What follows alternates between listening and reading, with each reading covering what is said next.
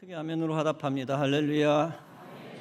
따라 하시겠습니다. 재앙을 축복으로 바꾸시는 하나님. 재앙을 축복으로 바꾸신 하나님, 이런 제목으로 말씀 전합니다. 지난주 새벽에 에스더서를 다루었습니다. 오늘 에스더를 다시 소개하면서 설교를 확장하고 은혜를 나누겠습니다. 아하수에로 왕이 있었습니다. 그는 인디아에서 에티오피아까지 페르시아를 다스린 왕이었습니다. 왕이 7일 동안 백성을 위해 잔치를 베풉니다. 왕의 아내 왕후 와스디도 여인들을 위하여 잔치를 베풉니다. 제7일째 왕에게 주흥이 일어나 공적으로 내시에게 잔치를 명령합니다. 제7일 왕후 와스디를 청하여 왕후의 관을 정제하고 왕 앞으로 나오게 합니다. 이는 왕이 왕비의 아름다움을 백성과 지방관들에게 보이려 한 것입니다. 그러나 왕후 와스디는 내시가 전하는 명령을 따르지 않습니다. 왕 자신의 위신이 땅에 떨어지게 되었습니다. 그로 인해 왕은 대노하여 바로 왕비를 폐위시킵니다. 이 사건은 에스더에게 기회가 되었습니다. 왕후를 간택한다는 왕의 조서가 반포됩니다. 에스더가 왕궁으로 이끌려 갑니다. 에스더는 궁녀를 주관하는 사람의 수하에 속하게 됩니다. 그 사람은 에스더를 좋게 보고 은혜를 베풉니다. 모든 사람들도 에스더를 사랑하게 됩니다. 더 나아가 왕 앞에서 더 은총을 얻게 됩니다. 왕이 모든 여자보다 에스더를 더 사랑합니다. 왕이 그의 머리에 관을 씌우고 와스디를 대신하여 왕후로 세웁니다. 이것은 겉으로 보기에는 왕이 결정한 사건입니다. 한편으로는 에스더가 노력해서 얻은 사건처럼 보입니다. 그러나 영적으로 보면 그것은 하나님의 은총입니다. 하나님이 에스더를 왕후로 만드시기 위함입니다. 그런데 호사다마라고 에스더에게 불행한 일이 닥칩니다. 같은 종족 유다인들이 몰살당할 위기에 처합니다. 왜냐하면 하만이라는 권력자가 유다인을 미워했기 때문입니다. 하만은 페르시아의 총리 대신입니다. 아하수에로 왕이 하만의 지위를 높였습니다. 하만이 모든 대신 위에 올라갑니다. 왕의 모든 신하들이 다 왕의 명령대로 하만에게 절을 합니다. 그러나 유일하게 그에게 무릎을 꿇지 않는 이가 있었습니다. 다름 아니라 에스더를 이끌어준 사촌 모르드게입니다. 왜냐하면 모르드게는 유대인이었기 때문입니다. 모르드게는 왕후가 된 에스더에게 이미 신신당부했습니다. 너는 네가 유다인 신분임을 절대 밝히지 말라. 그러나 정작 모르드게 자신은 유다인 신분임을 밝힙니다. 무릎 꿇지 않은 모르드게로 인하여 하만은 매우 진노합니다. 따라서 하만은 모르드게를 죽일 생각을 합니다. 그런데 더 큰 비극이 생겼습니다. 하만이 모르드게 한 사람만 죽이고 끝내려 하지 않은 것입니다. 그는 유다인들을 전부 몰살하려 합니다. 따라서 하만은 술수를 생각하고 계획하고 왕에게 말합니다. 왕의 법률을 지키지 않는 민족이 있습니다. 그렇게 말하면서 왕의 분노를 자극합니다. 왕은 아무 고민도 하지 아니하고 하만에게 반지를 줍니다. 하만은 유다인 인종 청소할 수 있는 권한을 얻었습니다. 하만은 아하수에로 왕의 어인이 찍힌 조서를 받습니다. 그것을 127도 전국의 각도에 공포했습니다. 그 조서는 심지어 왕 자신도 변개할 수 없는 강력한 법입니다. 유대인의 생명은 사실상 끝장난 것입니다. 이 절체절명의 민족적 위기 앞에서 왕후 에스더는 신앙적 결단을 합니다. 다름 아니라 자기 생명을 걸고 돌파구를 찾는 겁니다. 에스더가 사촌 모르드게에게 말합니다. 당신은 가서 스산에 있는 유다인을 다 모으고 나를 위하여 금식하되 밤낮 3일을 먹지도 말고 마시지도 마소서. 나도 나의 시녀와 더불어 이렇게 금식한 후에 규례를 어기고 나아가리니 죽으면 죽으리이다. 그렇게 죽음을 각오하고 에스더는 왕에게 나아갑니다. 그리고 이렇게 말합니다. 오늘 내가 왕을 위하여 잔치를 베풀어 싸우니 하만과 함께 오소서. 왕은 에스더의 말을 허락합니다. 그 순간 마귀의 사람 하만이 음모를 꾸밉니다. 높이가 50규빗 되는 나무, 그 나무에 모르드게를 달아 처형하려 했습니다. 그런데 갑자기 반전의 계기가 생깁니다. 왕이 잠이 오지 않아 역대 일기를 가져다가 읽기 시작합니다. 그 속에서 두 내시가 왕을 암살하려 했던 사건이 나옵니다. 그때 모르드게가 그것을 고발하여 왕이 목숨을 건진 기록이 담긴 내용입니다. 그 사실을 알고 왕은 모르드게에게 은혜를 베풀기 시작합니다. 왕이 먼저 하만에게 묻습니다. 왕을 존귀히 여기는 자를 어떻게 해야 하는가? 그때 교만한 하만은 자기 같고 왕이 그렇게 얘기한 줄로 착각합니다. 그래서 하만은 왕에게 말합니다. 왕은 그에게 왕복을 입히고 말을 태워 성중에 다니게 하십시오. 결국 왕은 모르드게에게 그런 은혜를 베풉니다. 하만은 자기가 헛물켠 사실을 깨닫고 번뇌하며 급히 집으로 돌아갑니다. 잔칫날 왕이 에스더에게 소원을 말하라고 요청합니다. 에스더는 내 민족이 도륙을 당하게 되었습니다. 그랬더니 왕이 누가 악행을 저지르려 하느냐라고 묻습니다. 에스더는 대적과 원수는 바로 이 악한 하만입니다 라고 말합니다.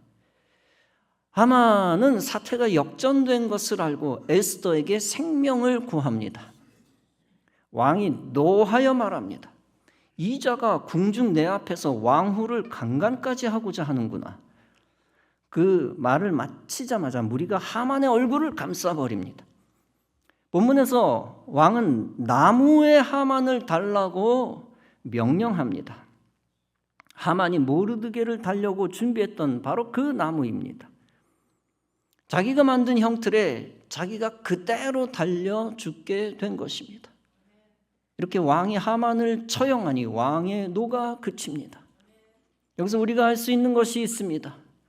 그것은 하나님은 능히 재앙을 축복으로 바꾸시는 하나님이시라는 것입니다. 이 세상 도처에는 뱀 같은 악인이 만든 재앙이 있습니다. 그 재앙 속에서 신앙인이 죽음의 위협을 받습니다. 그 재앙 속에서 교회가 탄압받고 문을 닫기도 합니다. 그리고 그 재앙 속에서 선한 사람이 억울한 대우를 받아 고통당합니다. 그때 하나님은 악인이 만든 재앙을 방치하지 않으십니다. 반드시 자기 꾀에 자기가 넘어가게 하십니다. 자기가 파놓은 함정에 자기가 빠지게 하십니다. 예수님께서도 말씀하신 바 있습니다. 칼을 가지는 자는 다 칼로 망하느니라. 칼로 흥한 자는 칼로 망한다라고 하셨습니다. 이스라엘 왕들 가운데 가장 악한 왕이 있었습니다. 다름 아니라 아합 왕입니다. 아합 왕의 부인 이세벨은 아합보다 훨씬 더 악한 여왕이었습니다. 하루는 아합이 나봇의 포도원을 탐내었습니다. 그것을 팔라고 졸랐습니다. 그러나 나봇은 포도원은 조상의 유업이며 하나님의 것입니다 라고 팔지 않았습니다. 아합은 하나님의 법대로 사는 모범을 보이지 않았습니다. 그는 나봇의 포도원을 손에 넣지 못해 근심하며 괴로워했습니다. 그의 아내 이세벨은 남편을 위해 마귀의 꾀를 냅니다. 먼저 나봇을 백성 가운데 높이 앉힙니다. 그리고 불량자 두 사람을 마주 앉히고 위증을 하게 합니다. 어떤 위증입니까? 나봇이 하나님과 왕을 저주한 것을 들었다라는 거짓 증언입니다. 무리가 나봇을 성읍 밖으로 끌고 나가 돌로 쳐 죽입니다. 그럼으로써 아합은 나봇의 포도원을 손에 넣습니다. 성읍에 사는 장로와 귀족들이 이세벨이라고 하는 여자의 악행을 몰랐겠습니까? 그러나 알았어도 이세벨의 권세에 눌려 마귀 짓에 침묵하며 동조했습니다. 이런 거짓 증언으로 사람을 죽인 아합과 이세벨은 하나님의 심판을 받습니다. 하나님이 엘리야에게 말씀하신 그대로 저주를 내립니다. 아합은 화살을 맞아 죽고 개들이 아합의 피를 핥아버리게 됩니다. 이세벨 역시 예언대로 비참한 죽임을 당합니다. 자신을 수종들던 내시에 의해 산채로 성 밖으로 버려집니다. 던져져 버립니다. 그 시체는 예후에 의해 밟히고 개들이 찢어 먹는 치욕을 그가 당합니다. 이 사건들을 보면 우리가 알 수 있는 것이 있습니다. 그것은 거짓 증언으로 사람을 죽인 죄가 얼마나 큰가 하는 겁니다. 하나님이 거짓말하는 자를 얼마나 미워하시는가 하는 것입니다. 또한 거짓말을 일삼아 사람의 생명을 해한 자를 반드시 하나님이 심판하신다는 것입니다. 민수기에는 저주가 축복으로 바뀐 사건이 나옵니다. 메소포타미아 유명한 복술가 즉 무당 발람이 있었습니다. 그는 예물을 가지고 온 모압 왕 발락의 부탁을 받습니다. 공교롭게 발락 이름이 비슷하여 부득이 무당 발람, 발락 왕 이렇게 표현을 자주 하겠습니다. 당신은 이스라엘 백성을 저주해 주십시오. 그러나 발람은 하나님의 명령에 따라 발락 왕의 부탁을 거절합니다. 두 번째 부탁을 받았을 때도 발람은 하나님의 말씀만을 전합니다. 발람이 타고 가던 나귀는 칼을 들고 있는 하나님의 사자를 봅니다. 나귀는 길에서 떠나 밭으로 들어갑니다. 그런데 발람은 하나님의 사자를 보지 못합니다. 발람은 나귀를 이상히 여기고 나귀를 지팡이로 때립니다. 결국 하나님이 나귀의 입을 여실 때 비로소 발람은 상황을 알아차립니다. 그리고 자신의 죄를 알게 됩니다. 발락 왕을 만난 무당 발람은 제물을 준비하게 합니다. 이제 무당 발람은 예언을 시작합니다. 발락 왕은 무당 발람이 이스라엘을 저주하기를 기대합니다. 그러나 하나님이 초자연적으로 역사하십니다. 발람이 저주의 언어를 내지 못하고 그 입으로 오히려 이스라엘을 축복합니다. 발락이 화가 나서 발람을 다그칩니다. 내가 나의 원수를 저주해달라고 너를 데려왔다. 그런데 왜 오히려 나의 원수를 축복하느냐? 그때 발람이 말합니다. 하나님이 내 입에 주신 말씀을 내가 어찌 말하지 아니할 수 있습니까? 이 사건이 우리에게 알려주는 것이 있습니다. 그것은 전능하신 하나님은 축복의 권세를 가지셨다는 것입니다. 즉 저주의 사건을 능히 축복의 사건으로 바꾸신다는 것입니다. 모세가 홍해에서 이스라엘 백성들을 해방시켜 수르 광야에 이끕니다. 거기서 3일 동안 진행했으나 물을 얻지 못합니다. 이스라엘 백성이 마라에 이르렀는데 겨우 물을 얻었는데 그곳 물이 써서 마시지 못합니다. 그때 백성이 모세를 대하여 원망하며 말합니다. 우리가 무엇을 마실 수 있습니까? 그때 모세가 하나님께 부르짖었더니 하나님께서 응답하십니다. 하나님이 모세에게 한 나무를 지시하십니다. 모세가 그 나무를 물에 던지니 물이 닳아져 먹을 수 있게 됩니다. 하나님이 그들을 위하여 법도와 율례를 정하시면서 말씀하십니다. 너희가 너희 하나님 나 여호와의 말을 청종하고 나 보기에 의를 행하라. 내 명령에 귀를 기울이며 내 모든 규례를 지키라. 그러면 내가 애굽에 내린 모든 질병이 하나도 너희에게 내리지 아니하리라. 나는 너희를 치료하는 여호와이니라. 그 말씀을 들은 후 이스라엘 백성이 계속 행진을 하여 엘림에 도착합니다.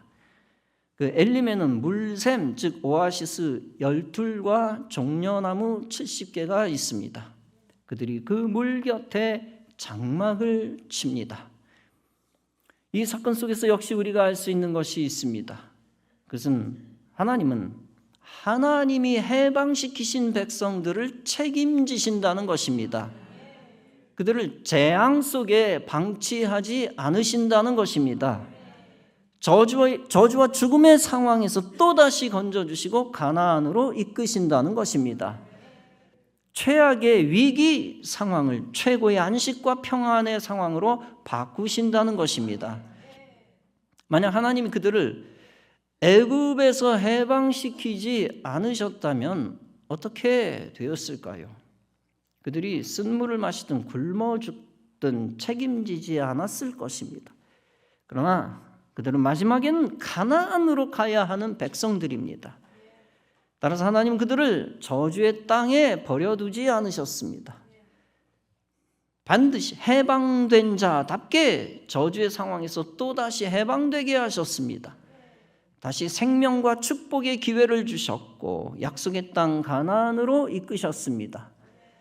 이처럼 하나님은 하나님의 백성을 죄에서 구원하시고 책임을 지십니다. 하나님은 하나님의 백성 그리스도인을 광야 같은 세상에서 보호하십니다.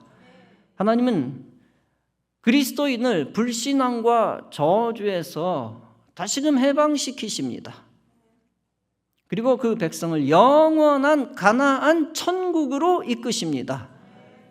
하나님은 우리 교회 새 성전터를 선물로 주셨습니다. 그리고 그 터 위에 성전을 건축하게 하셨습니다. 그 터는 하나님이 우리에게 약속하신 가나안 땅입니다. 성전 이전 건축 과정은 우리 교회가 가나안 땅을 유업으로 얻는 과정과 같습니다. 그 약속의 가나안 땅 위에서 약속의 새 성전을 선물로 주시는 과정입니다. 이전에 수많은 건축 과정에 재앙과 성벽과 난관이 있었습니다. 그러나 하나님은 직접 그 모든 것들을 축복의 선물로 바꾸셨습니다. 앞으로 15% 남은 건축 과정에 마지막 난관이 있습니다. 그러나 하나님은 그것조차 축복과 간증의 본보기로 삼으실 줄로 믿습니다. 교회뿐 아니라 각 성도의 삶도 마찬가지입니다. 각 그리스도인에게 재앙 같은 인생의 고통이 있습니다. 재정적 고통, 출신의 고통, 질병의 고통, 인간관계의 고통 등입니다. 그러나 그 재앙 같은 재앙의 고통 가운데에서 하나님이 숨겨놓으신 것이 있습니다. 그리스도인이 그 고통을 신앙으로 받아들이고 이기면 하나님이 숨겨놓으신 복을 다시금 드러내시고 허락하여 주십니다. 하나님이 역사하셔서 모든 문제와 재앙이 전화 위복되고 축복의 꽃으로 바뀝니다. 그리고 그 변화의 역사를 통하여 하나님이 영광을 받으십니다. 아르투로 토스카니니가 있었습니다. 그는 소년 시절 가장 큰 기도 제목은 나의 눈을 열어주소서였습니다. 그는 심한 근시였기 때문입니다. 그러나 하나님 그의 기도에 응답하지 않으십니다. 그는 오케스트라에서 첼로를 연주했습니다. 그런데 어느 연주회에서 지휘자가 병들어 지휘를 할 수 없게 되었습니다. 다행히 토스카니니가 유일하게 곡 전체를 외우고 있었습니다. 그는 근시안을 가졌기 때문에 보면대 악보를 읽을 수가 없었습니다. 따라서 그는 늘 악보 전체를 외웠던 것입니다. 결국 그는 아주 심한 근시안 때문에 위대한 오케스트라 지휘자가 되었습니다. 그는 그 사실을 깨닫고 하나님께 감사했습니다. 이런 말이 있습니다.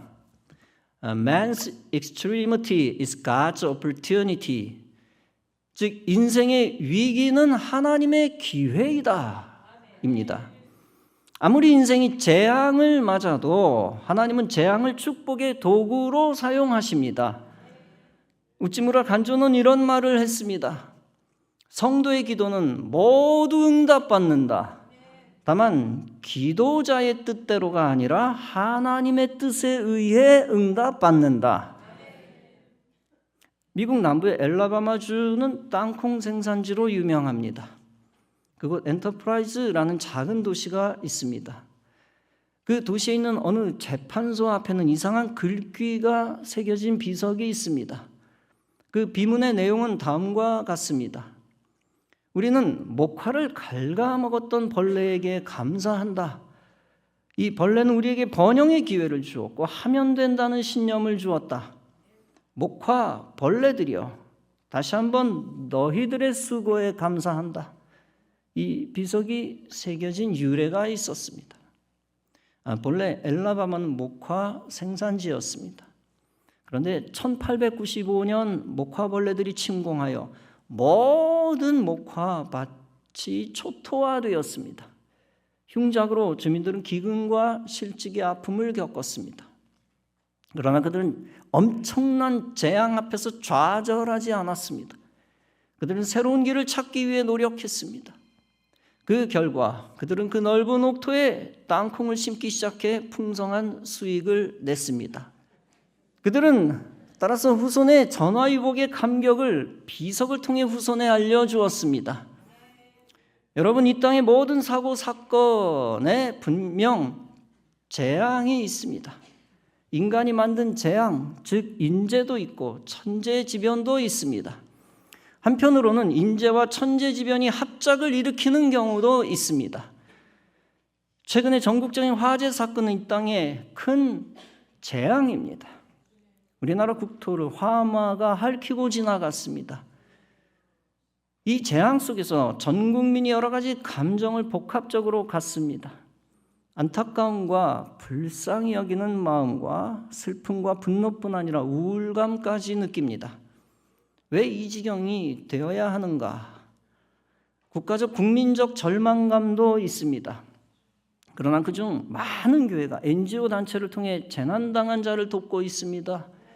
극심한 재앙 가운데서도 하나님은 이 나라를 포기하지 않으신 줄 믿습니다. 나무와 산과 재산을 잠시 잃어도 나라를 잃지는 않을 것입니다. 그것들이 재물되어 이 나라는 결국 거룩한 목적을 위해 하나 될 것입니다. 선교 국가, 기독교 국가, 자유 대한민국을 세우는 거룩한 목적입니다. 하나님 말씀 중심 국가, 신본주의 교회 중심의 국가를 세우는 목적입니다. 사랑하는 성도 여러분, 하나님이 택하신 자와 택하신 교회, 택하신 나라를 하나님이 재앙 가운데 영원히 두지 아니하십니다. 재앙에서 반드시 해방시키시고 오히려 나중에 더 잘되게 하십니다.